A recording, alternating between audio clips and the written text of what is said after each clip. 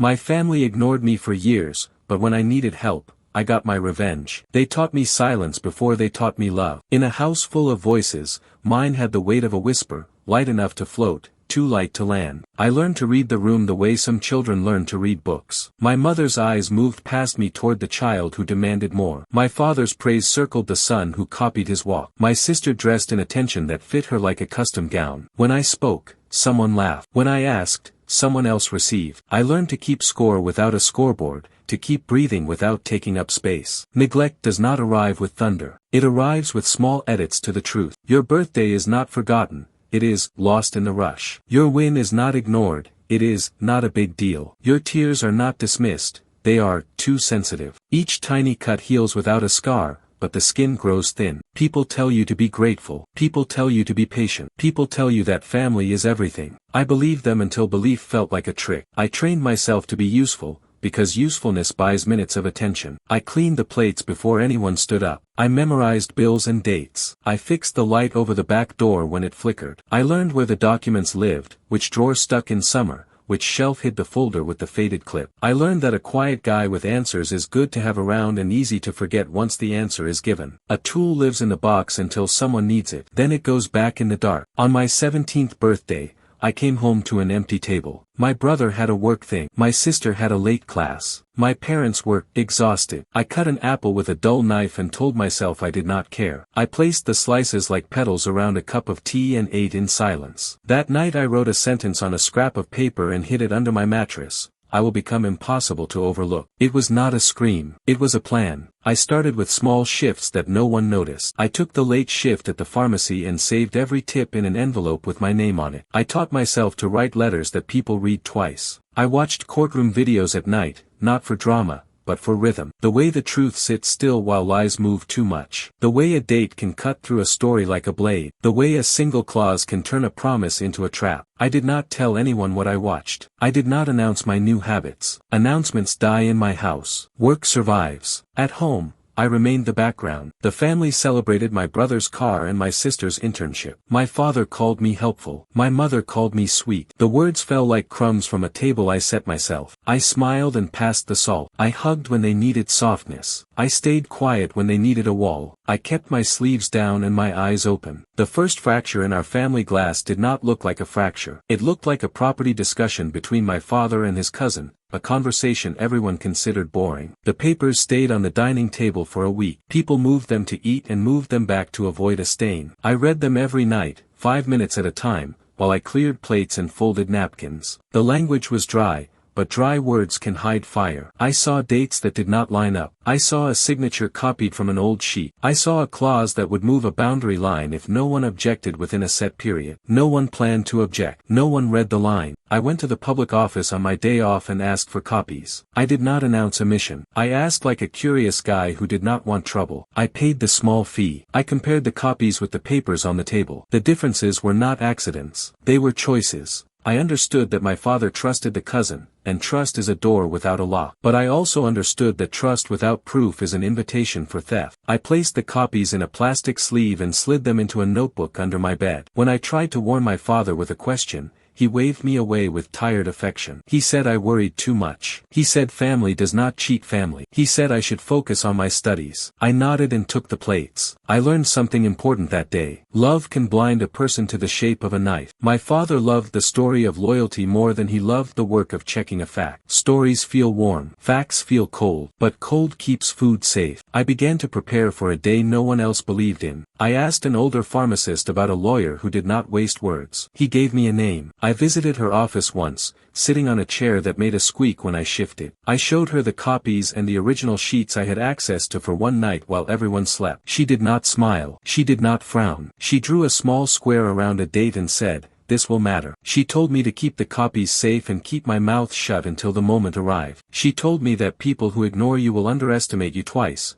before the fight and during it. I went home and made dinner like any other day. I watched my family laugh in the blue light of the television. I washed the bowls in water that stung my hands. I counted the days left on the clause. I tucked my hair behind my ear and let the plan settle deeper. When the moment came, it arrived with 3 knocks on my door. My father stood in the hall with a face I had never seen on him. The cousin had filed a claim. The boundary had shifted without our consent. The house line on the map had moved as if the ground had obeyed a pen. A hearing date sat on a folded notice like a dare. My father asked if I had seen the papers he left on the table that week. He asked with a voice that tried to stay calm and failed. I did not answer right away. I watched the man who taught me to ride a bike search my face for a quick solution. I felt the old reflex rise in me, the urge to forgive the years and save the day. It met the quiet sentence hidden under my mattress. I will become impossible to overlook. I heard both at once. I chose the sentence. I told him I had copies. I told him there were differences that could break the cousin's claim if we moved with precision. I told him there was a lawyer who had seen what I saw. He looked relieved and then confused, because my words did not apologize for existing. They set terms. We would follow my plan. We would meet my lawyer. We would keep our mouths shut about the copies until the hearing. He nodded because he needed me. Need sharpens respect the way hunger sharpens smell. In the days that followed, my mother began to speak to me in a new tone. It was soft and deliberate, like a person learning a language late in life. My brother offered to drive me to work. My sister placed a hand on my shoulder when she asked about my day. Attention poured in like rain after a dry season, and I understood that rain can flood a house that never fixed its roof. I kept my distance without making a scene. I did not punish them with rudeness. I punished them with boundaries. At the hearing, I spoke only when needed. I placed the copies on the table at the exact moment the cousin's lawyer tried to turn a half-truth into a whole. The judge leaned forward. The cousin leaned back. My father looked at me as if he had discovered a door in a wall he had walked past for years. I felt no triumph. Not yet. The process had begun. The tide had shifted by inches, not miles, but inches can move a body out of deep water. We left the building through a side exit to avoid curious neighbors. In the car, my father started to thank me, but the words fell apart. Gratitude is hard when it stands next to guilt. I did not soothe him. I did not fill the silence to make it easier for him. I let the quiet sit like a third passenger between us. I thought of my 17th birthday and the apple slices on a plate. I thought of the plan written in my own hand. I thought of the guy who learned to be useful because it was safer than asking to be seen. That night I did something I had never done. I locked my door, not out of fear, but out of choice. I took the sentence from under my mattress and held it to the light. I wrote a second line below it. I will choose myself even when they need me. The first line kept me from vanishing. The second would keep me from drowning in their sudden attention. Here is what I know now. Families can shape you into a tool or into a ghost. If you let them, they will use you or forget you as it suits the day. But if you teach yourself the weight of your own name, if you learn the map of the truth and the rhythm of patience, you can change the angle of the room. The day will come when they knock, and you will decide how wide the door opens. I had just opened mine by an inch. I already knew I would not open it all the way. Not yet. Not after the years they left me outside. The next move would not be loud. It would be exact. It would be the moment when every small cut in my past met the sharp edge of a fact. I would give them what they gave me, but cleaner. They had trained me for this without knowing it. I would not shout. I would not beg. I would not disappear. I would make them see me, and I would make them feel the cold. I remember the day I realized silence was no longer enough. Until then, I had carried the weight of being ignored like a heavy coat I could never take off. It was uncomfortable, but it was familiar. That day, however, something inside me cracked in a way that could not be patched over. It began with a phone call. I was sick, so sick I could barely lift my head from the pillow. My body burned with fever, my skin sticky with sweat, the room spinning every time I tried to stand. I picked up my phone, hands trembling, and dialed my mother. My voice shook as I asked her to come home early,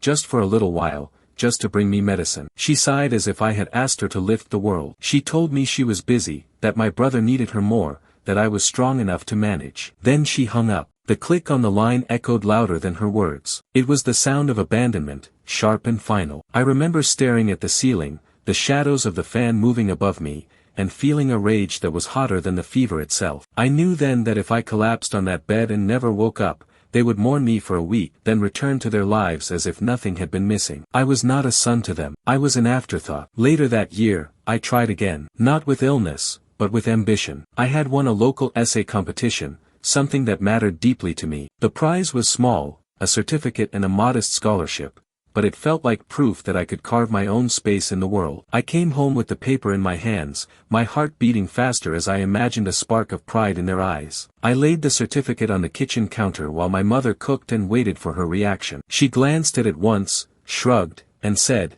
that is nice. But your sister just got into her dream internship. That is something worth celebrating. My father came in later, saw the paper, and asked me if it was for participation. When I told him it was first place, he chuckled like I was exaggerating. My brother passed by without even looking at it. I folded the certificate carefully and placed it in a drawer. That night I lay in bed, staring at the same ceiling, and swore to myself that one day they would hold proof in their hands they could not ignore. The breaking point did not arrive in a single blow. It was death by 1,000 dismissals. I asked my father once to teach me how to manage a bank account. He waved me away, saying my brother needed to learn first because he would handle the family's money someday. I asked my mother if she could help me buy books for college. She told me to borrow from friends because my sister needed new clothes for her internship. I asked my brother if he could drop me off at an interview. He said his car was too precious to waste gas on my small dreams. Each refusal dug deeper into me. Each dismissal sharpened my silence into something harder, colder. I stopped expecting help. I stopped expecting love. But I never stopped watching,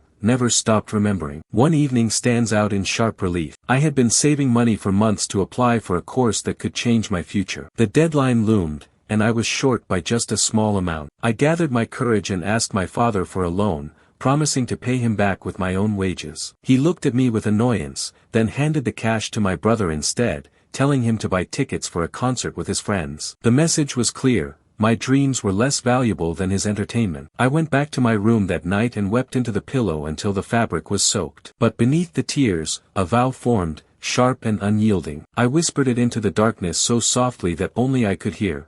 They will regret this. Every dismissal, every moment they chose someone else over me, every time they pretended I did not exist, I will make them remember. From that day on, my desperation turned into fuel. I still asked them for help sometimes, not because I needed it, but because I wanted to watch them fail me again. Each rejection was a reminder, each refusal another brick in the wall I was building between us. I learned to stop showing disappointment on my face. Instead, I smiled and thanked them while I stored the hurt away like a weapon waiting for its time. I began to imagine scenes of the future, not childish fantasies of running away, but calculated visions of power. I pictured them standing in a room where my voice could not be drowned, where my proof could not be dismissed, where they would have no choice but to see me. I pictured their eyes widening with regret, their mouths fumbling for excuses, their hands reaching for me not with love but with need. And I pictured myself, calm and unbending, giving them nothing more than what they had given me, silence. The loneliness never left me. Nights were long, and I often curled up with the ache of being unwanted. But inside that ache lived something alive, something burning. I learned that loneliness, if fed with enough betrayal, becomes anger, and anger, when sharpened, becomes resolve. I carried that resolve like a hidden blade, invisible to them, but cutting me into the person I was becoming. By the time I reached adulthood, I no longer asked them for anything. But the vow remained. The day would come when they would need me, when the balance of power would tilt, and when it did, I would not hesitate. I would not forgive. I would not forget. They thought they had broken me with their indifference. What they did not know was that they had built me instead. Every time they turned their backs, they were carving the shape of the man I would become, silent, patient, and ready to strike when the moment arrived. And I promised myself, again and again, that when that moment came, I would not waste it. They came to me with the kind of faces people wear when they are running out of options. I had watched those faces at birthdays and weddings, framed in smiles that did not reach their eyes. Now the smiles were gone. My father's hands were trembling when he handed me the folded notice, and the cousin's name on it felt like a cut through a dried seam. A claim had been filed that could take half of what our family owned. A boundary line redrawn by ink and a signature. A single paragraph that,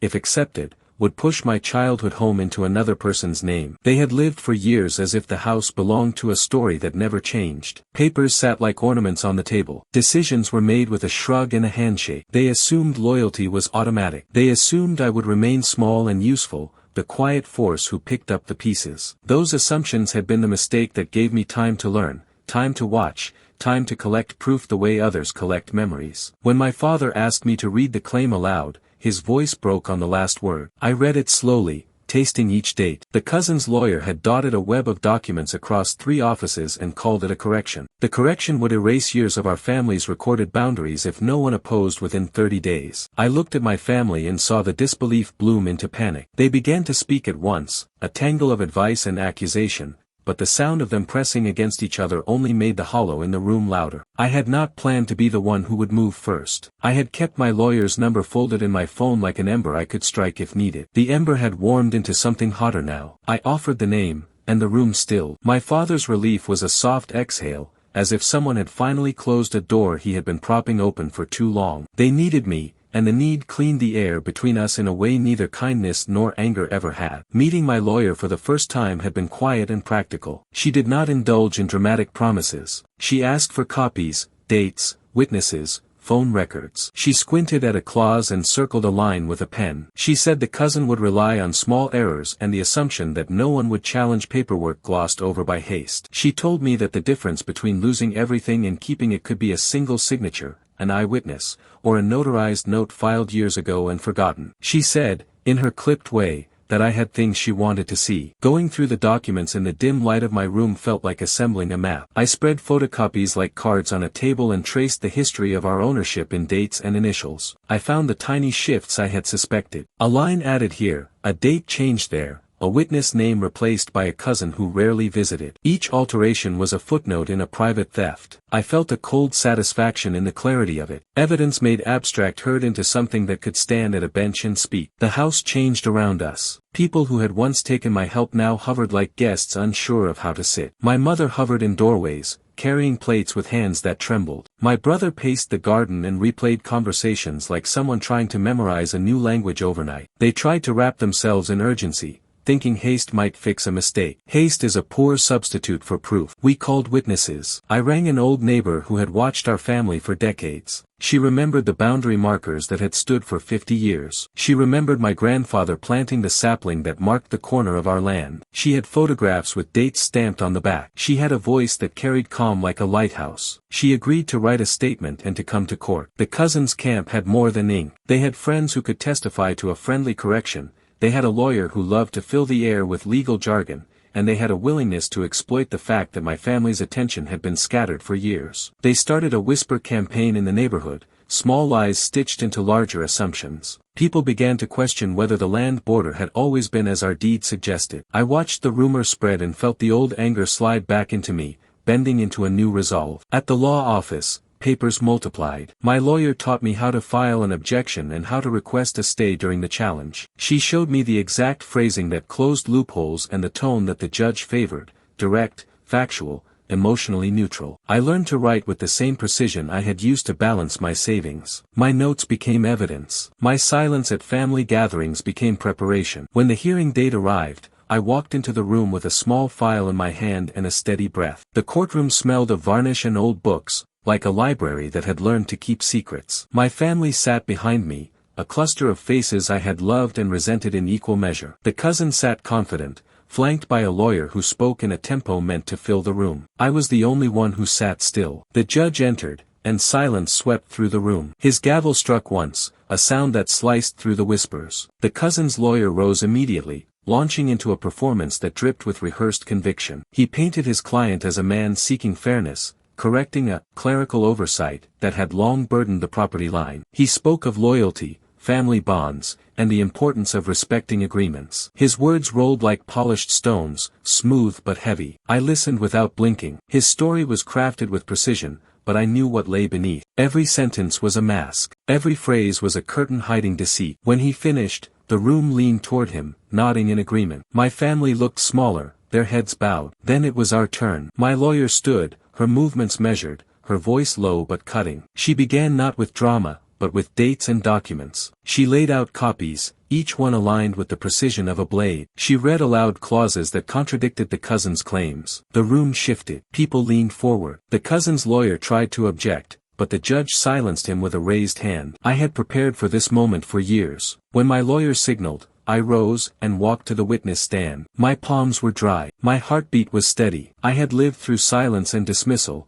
This was not fear. This was truth finally given a voice. I took the oath, my hand firm, and faced the room. The cousin avoided my eyes. His lawyer smirked, expecting me to falter. The judge asked me to explain my role in the documents, and I began. I told the court about the week the papers sat on our dining table, ignored by everyone but me. I described the inconsistencies I found, the copied signatures, the altered dates. I explained how I had obtained certified copies from the public office, how I had compared them line by line. I produced the photographs from the neighbor, the dated evidence that the sapling planted by my grandfather had always marked the boundary. The cousin's lawyer pounced. He asked why I, a young man with no formal training, would have noticed these details. He mocked my silence in the family, insinuating that I had fabricated my evidence for attention. His words echoed the dismissals I had endured all my life. For a moment, I felt the sting of every insult, every time I had been told I was invisible. But I had learned to turn pain into resolve. I met his gaze and answered calmly. I was ignored,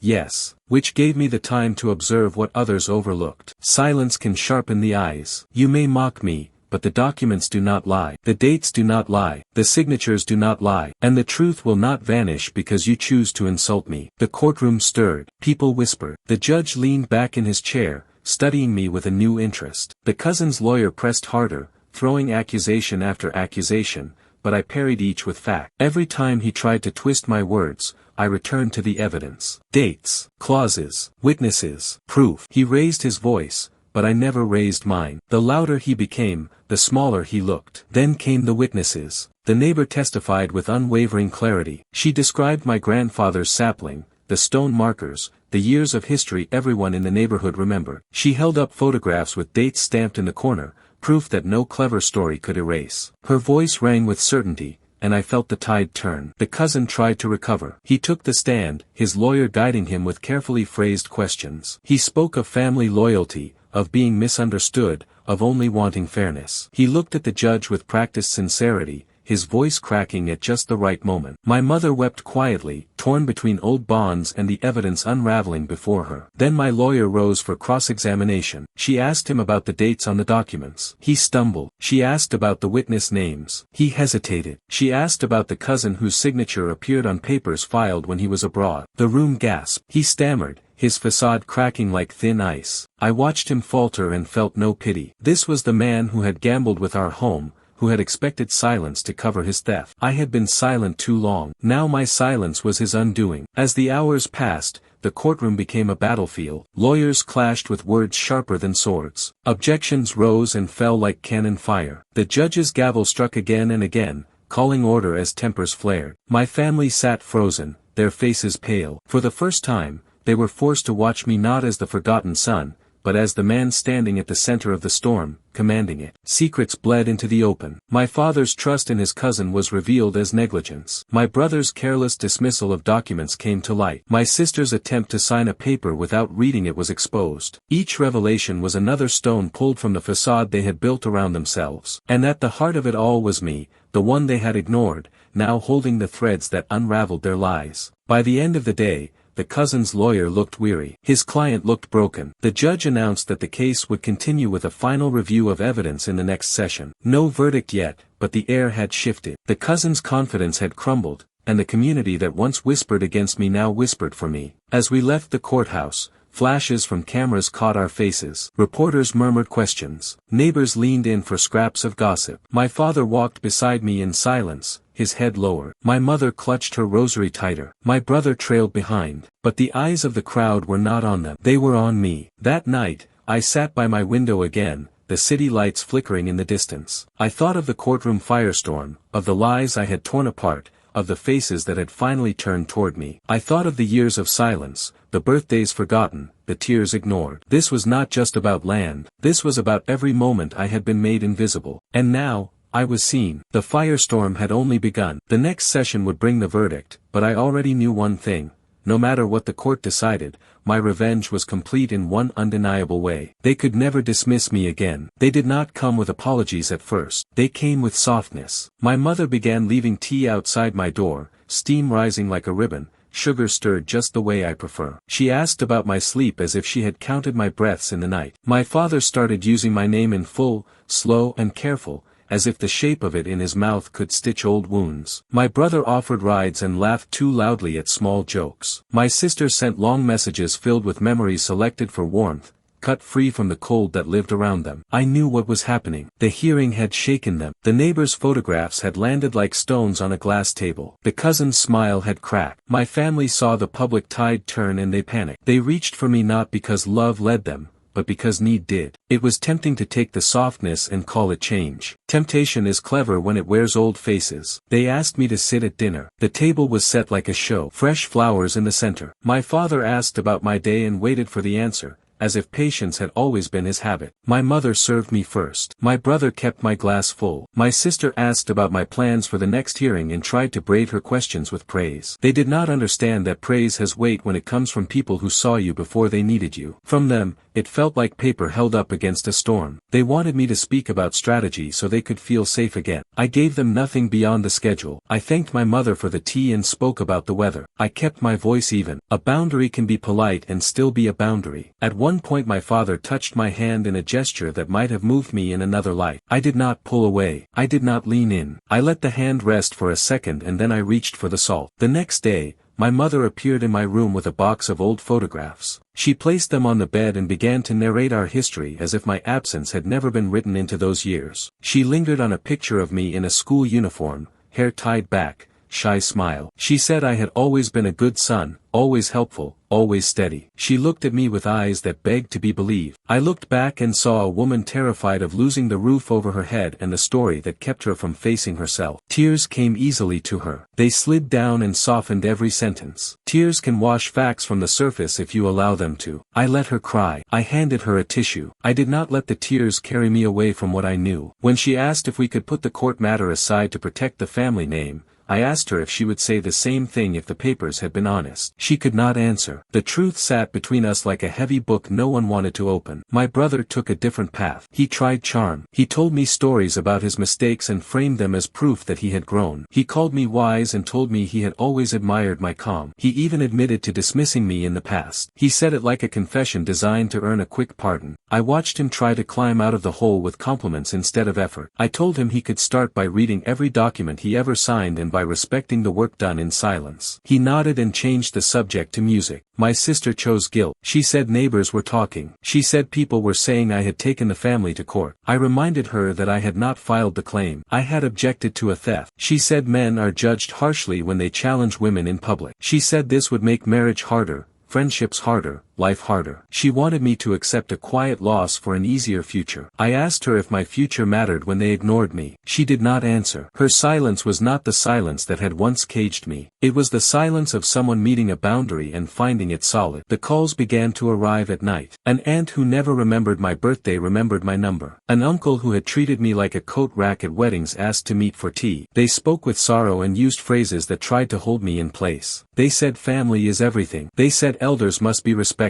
They said peace is better than truth. I asked them if they would lay their home at the feet of a lie to keep the street quiet. Their answers drifted into vagueness. The next hearing loomed, and with it the stakes rose. My father tried a new tactic. He asked me to trust him and drop the photographs. He said men could handle these matters among themselves. He promised that the cousin would adjust the line if we stopped pushing. I asked him to write that promise and to put it under oath. He grew angry. He said I was being ungrateful. There it was, the old mask sliding back over the face I had been watching. When affection fails, accusation steps in. I let him speak. I gave him no fuel. Anger burns out faster when it does not find dry wood. I turned their tactics back with simple rules that never changed. I refused to argue late at night. I refused to explain my plan twice. I refused to accept last-minute changes unless they were written and reviewed. When they tried to rush me, I slowed down. When they tried to drown me in emotion, I returned to facts. When they tried to corner me with guilt, I stood in the open and let the guilt fall to the floor. The cousin's camp tried flattery too. His lawyer contacted my lawyer with a message made of honey. A settlement that looked generous on the surface but hid a sting in the tail. A small payment now in exchange for a quiet signature that would give away more than it protected. My lawyer and I read it in silence. We circled the hidden barbs and wrote a reply that cut them away. We asked for a correction on record, a permanent record of the true line,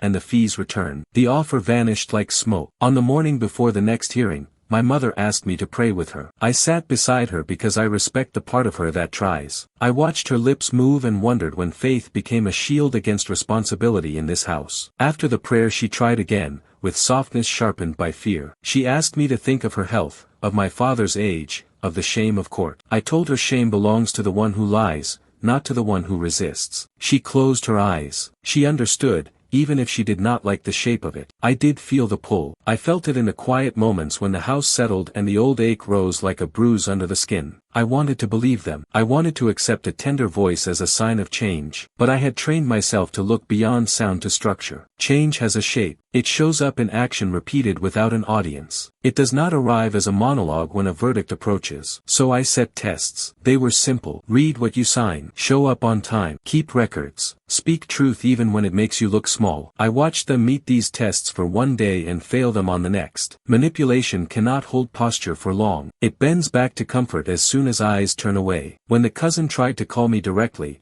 I let it ring until the line went quiet. He sent a message that dressed greed as forgiveness. He said he did not want to fight family. He said he wanted peace. He offered a number and a smiley face as if this were a market bargain. I replied with a single sentence: "The boundary is not for sale." He did not write again. The night before the hearing, I took the file from my desk and placed it in my bag. I checked each page. I rehearsed my answers only once. I wrote 2 lines on a small card and slid it into my pocket. The first line was the vow I had made when the fever burned and the phone went dead. The second line was new: "Do not trade truth for applause." I had learned that applause can be a form of control, as blinding as insult. At breakfast my father tried one last time. He asked me to skip the hearing and let him handle it. He promised me peace. I looked at him and saw a man who could not face the cost of his trust without trying to pass the bill to his son. I told him I would see him in court. He looked away first. Walking out the door, I did not feel cruel. I felt clear. Their tears had tried to blur the words on the page. Their praise had tried to wrap itself around my throat. Their guilt had tried to turn me against myself. I had taken each tool from their hands by refusing to use it on me. I had turned them back by standing still and speaking plain. They wanted the old me,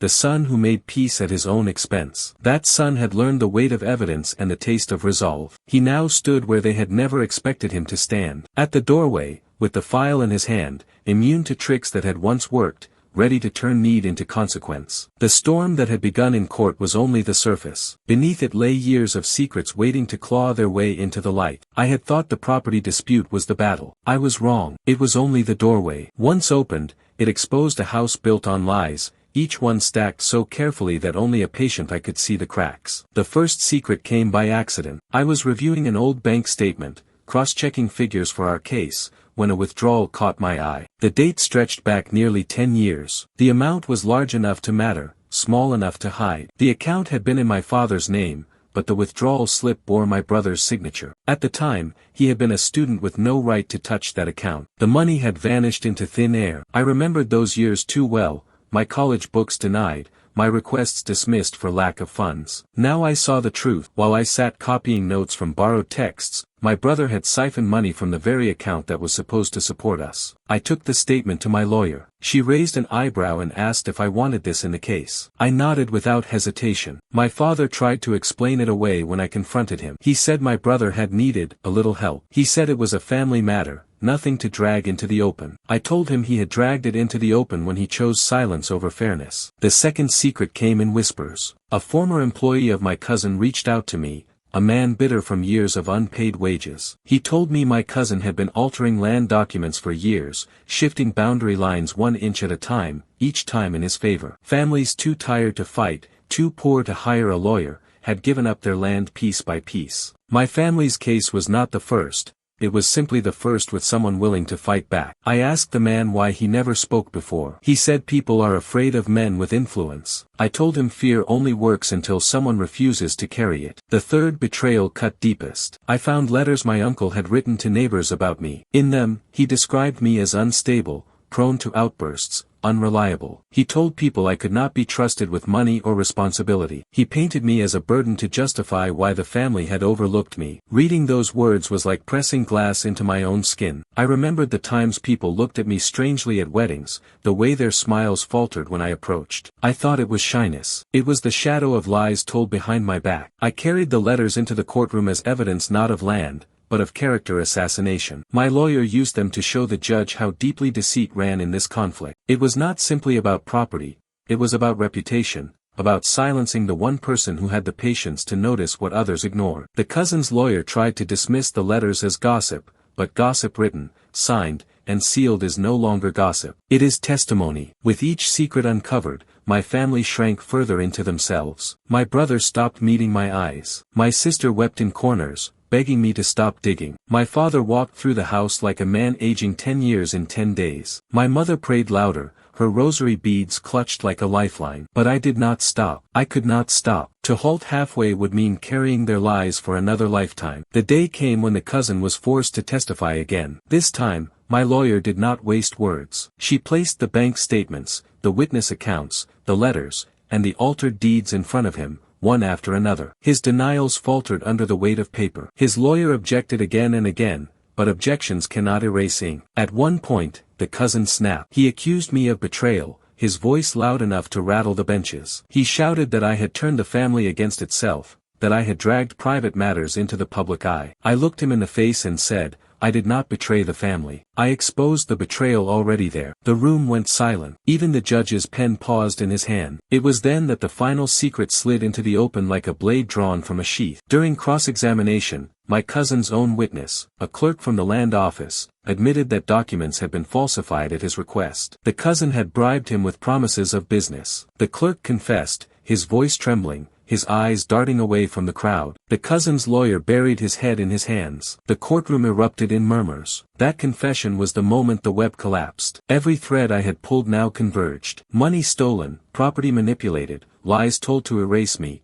It all lay bare in front of strangers, no longer protected by family silence. When the session ended, I walked out of the courthouse with my file in hand, the reporters shouting questions I ignored. Behind me, my family stumbled in silence, their eyes hollow. They had lived for years believing secrets could be buried in silence. But silence, once broken, is the loudest voice in the room. That night, I sat alone in my room, the documents spread before me like a battlefield map. I thought of the son who once begged for medicine, who once placed a certificate on a table only to be ignored. I thought of the years of loneliness and the nights spent whispering vows into the dark. Every betrayal uncovered was proof that my pain had not been madness, that the ache had not been imagined. They had wronged me, and they had been wrong all along. For the first time, I felt not just anger, but release. I no longer carried their lies inside me. They carried them themselves now, visible for the world to see. The case was not over, but the war had changed. I was no longer fighting to be seen. I was fighting to prove what I had always known, that truth, once revealed, does not need to shout. It simply stands, and everything built on lies crumbles around it. And as I folded the documents back into my file, I whispered the vow once more, not as anger this time, but as a promise fulfilled. They will regret dismissing me. The courtroom was only half the war. Outside its walls, the battle seeped into every corner of my life, creeping into moments that should have been ordinary. It was no longer just about land or papers. It became about power, intimidation, and the games people play when truth strips them of control. It began with whispers. At first, they floated in the market, in the mosque courtyard, in the tea stalls where neighbors gathered. I felt their eyes on me before I heard the words. They said I had turned against my blood. They said I had been poisoned by greed. They said I was being used by outsiders, that a man could never fight such a battle on his own. My name was passed around like a rumor that belonged to everyone but me. At home, the whispers turned sharper. My sister wept and accused me of tearing the family apart. My brother grew cold, his charm replaced by resentment. My father avoided my eyes, shrinking into himself, his silence a form of punishment. Each day felt like living in a house with walls that judged me. Then came the threats. Anonymous letters slid under the door,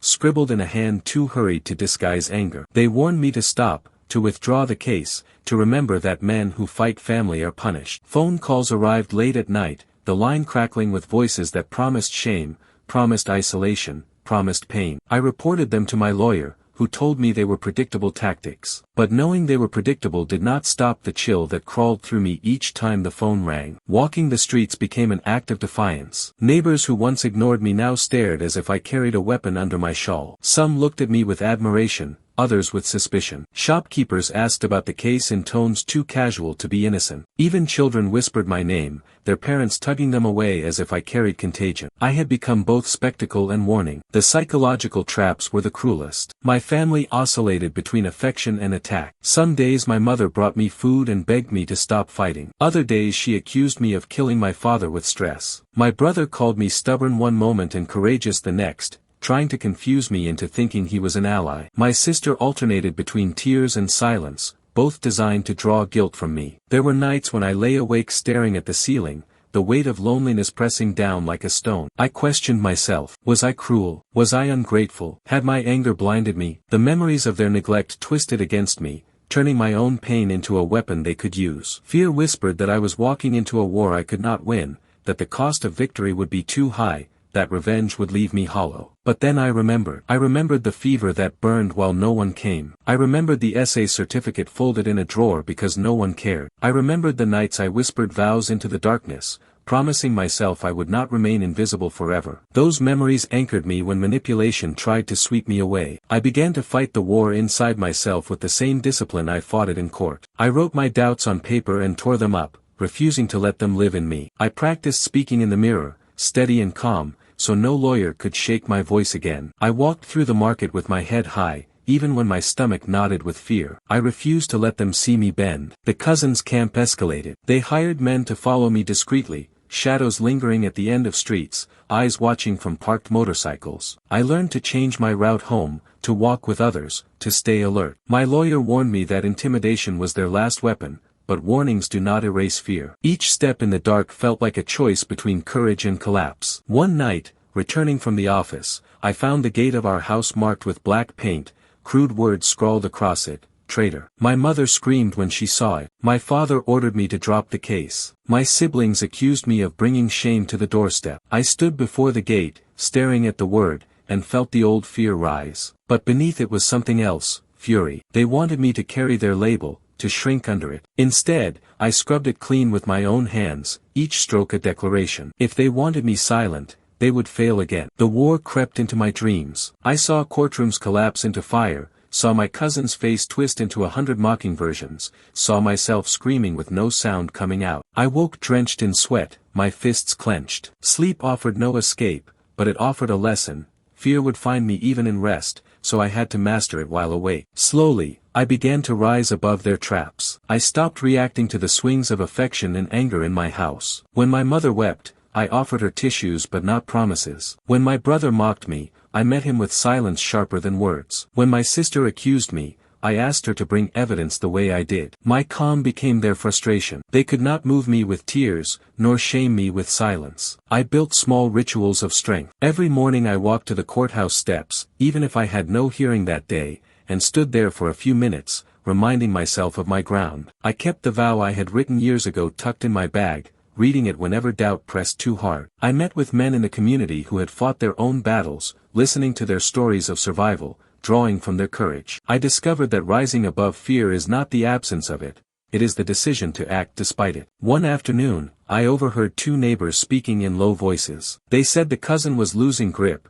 that his lies were bleeding into the open, that his name carried less weight each week. They spoke of me not as a traitor, but as a fighter. It was the first time I realized that the whispers could change direction. That truth, once planted, grows roots stronger than rumor. The psychological war did not end overnight. Threats still arrived. Whispers still clung to me. My family still shifted between affection and attack. But something had changed inside me. Fear no longer dictated my steps. Doubt no longer silenced me. Guilt no longer bent me. I had become a fortress, not because I felt no pain, but because I refused to let pain decide my path. One day, the final decision came. The judge's gavel struck with authority, signaling the end of a long battle. The cousin's claims were rejected, his manipulations laid bare for all to see. The verdict was clear, and I had won, not just the land, but my right to be seen and heard. The weight that had been hanging over me for years finally lifted. But victory did not come with a sense of triumph. As I walked out of the courthouse, the sun felt too bright, the air too thin. I had won, but at what cost? My family still lingered behind me, each one holding their own mix of guilt, regret, and shame. They had seen me fight, seen me stand tall,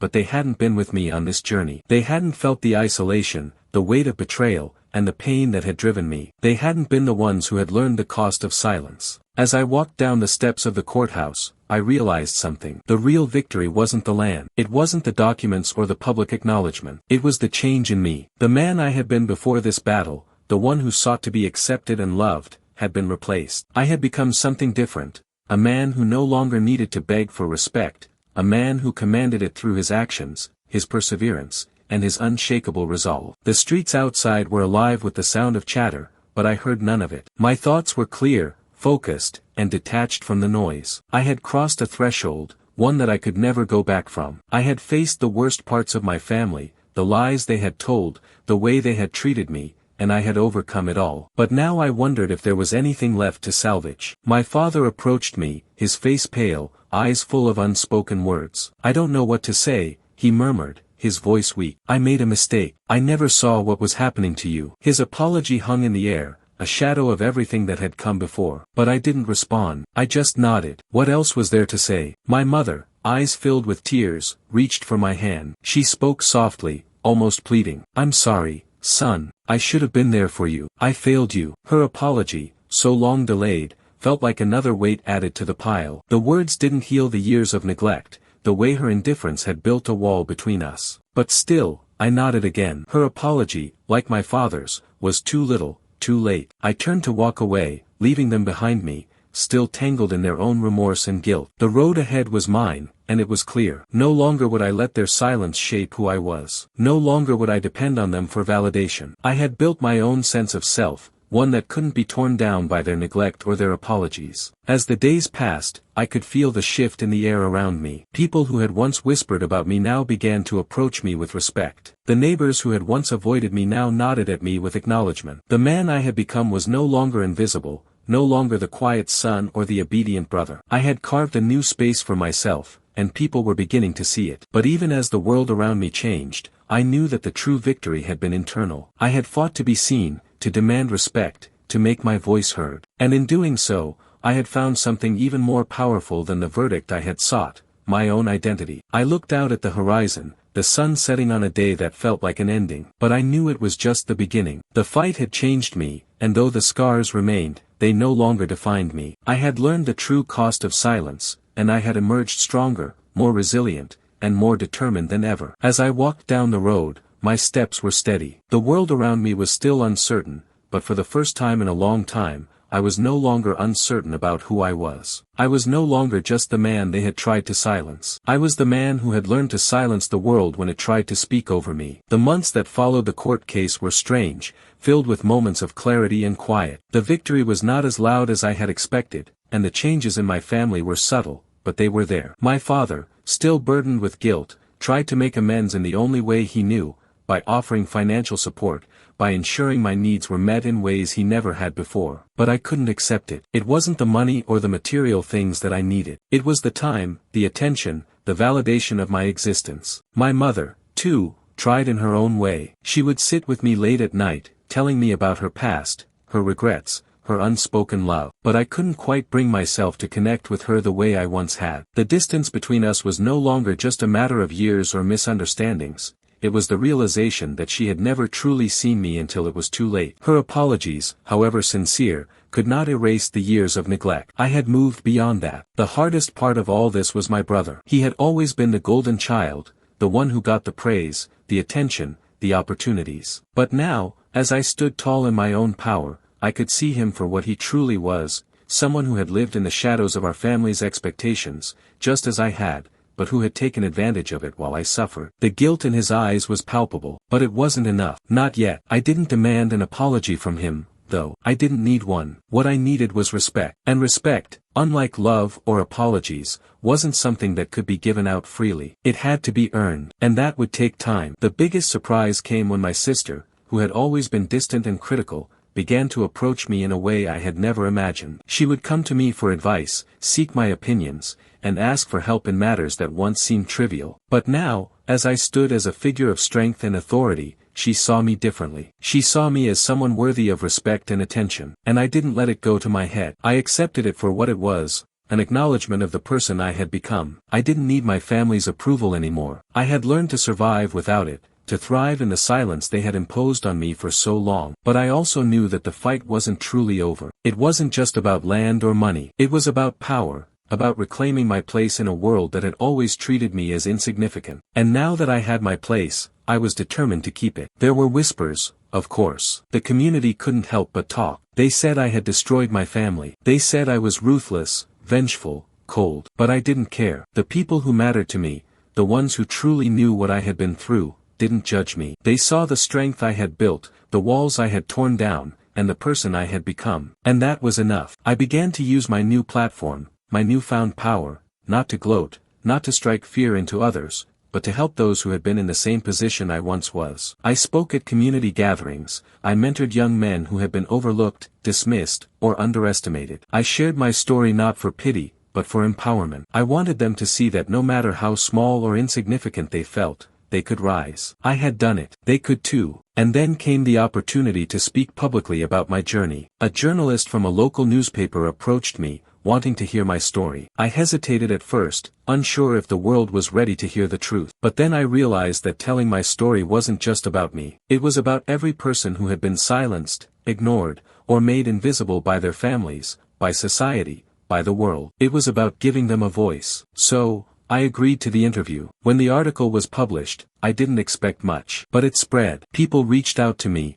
from all walks of life. Women who had been silenced by their families, men who had been dismissed as insignificant, all of them reached out, shared their own stories, and thanked me for giving them hope. It was overwhelming, humbling, and for the first time, I realized that my fight wasn't just mine. It was for all of us who had been ignored. The healing, however, was a slow process. Every apology I received from my family felt like a small step forward, but I didn't rush it. I knew that healing didn't come in a rush. It was like planting seeds. Each apology, each moment of connection was a seed, and over time, I watched them grow. The journey wasn't easy. There were still moments of doubt, moments when the weight of the past threatened to crush me. But every day, I reminded myself of how far I had come. I had fought for my place, for my voice, and I had earned it. No one could take that away from me. And so, as I stood on the balcony once more, watching the city stretch out before me, I knew that I had made it. I had fought not just for the land, not just for the truth, but for the right to be seen. I had proven that silence doesn't have to be a prison. It can be a weapon. And when wielded with patience, with clarity,